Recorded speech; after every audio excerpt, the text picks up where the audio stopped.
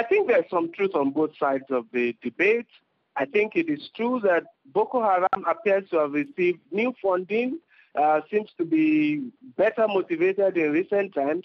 On the other hand, in support of the military's position, it is indeed true that Boko Haram has never defeated the military in conventional warfare, in face-to-face battles. Every time there's been a face-to-face confrontation, the military seems to have prevailed.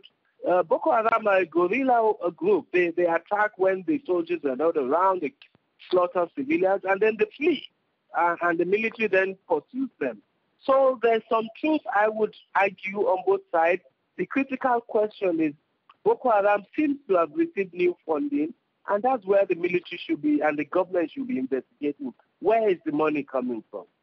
Now, you're saying the government should be doing more with elections up next year and public dissatisfaction with the government's handling of a number of issues beyond just Boko Haram. All this mounting, Abuja must really be feeling the pressure to be seen to be getting a handle on the fight back against Boko Haram.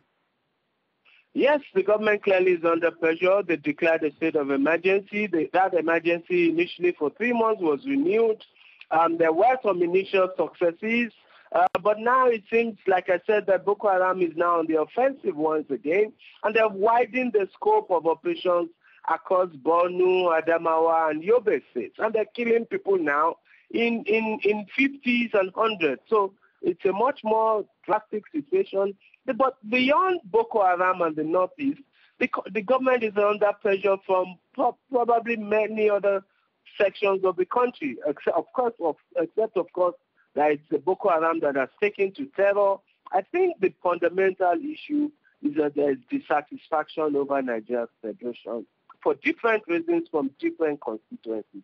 In the Niger Delta, over the oil, over control of oil resources. In most of the north, over loss of power since 1999. In the west and parts of the east, they want greater regional autonomy. So there are fundamental discussions that Nigeria should be having about the state of the federation.